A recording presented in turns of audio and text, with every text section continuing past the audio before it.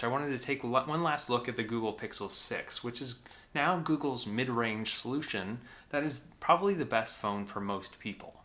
I've been using this device off and on for the last 6 months, and frankly, it's an incredibly impressive device that offers a lot of features at a reasonably accessible price point. But does it really stand up that well to other flagships in the market or even other phones at a similar price point? Let's talk about it. This is InnoIso, and this is the Google Pixel 6 review part 2.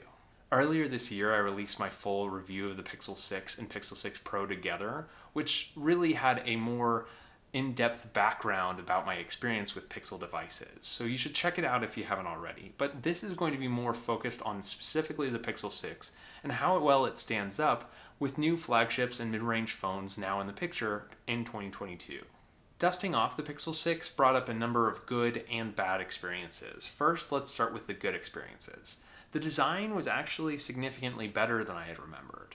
I had always thought it was kind of a mid-rangey phone design, but it actually still feels very good in the hand, very comfortable, and very usable. It still offers a relatively good in-hand feel and relatively good ergonomics.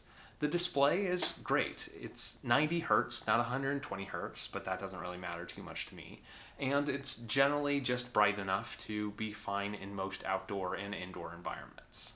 Yes, it's not quite as strikingly pretty as the Galaxy S22 Plus that I reviewed earlier this year, but frankly, after using it for a couple weeks, I kind of forgot that.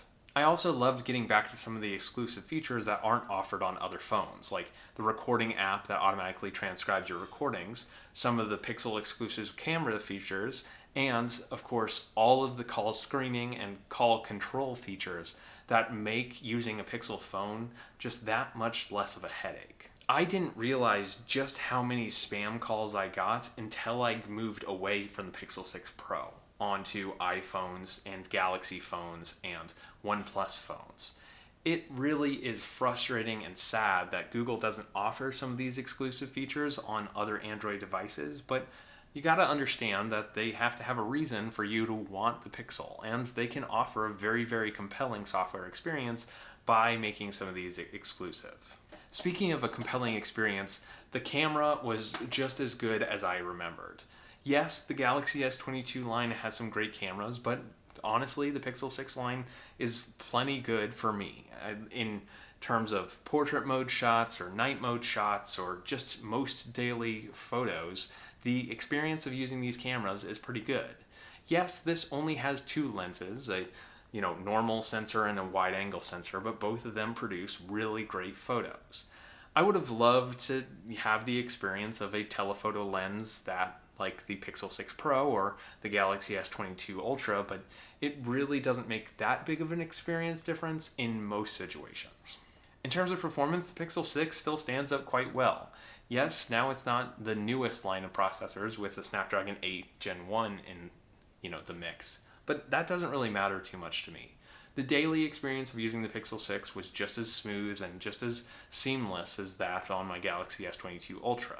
This was helped by the fact that, frankly, I don't get the same amount of bugs that a lot of people had on launch, which means that either I'm lucky or Google has really kind of ironed out a lot of the problems that a lot of people had when the phone was first announced.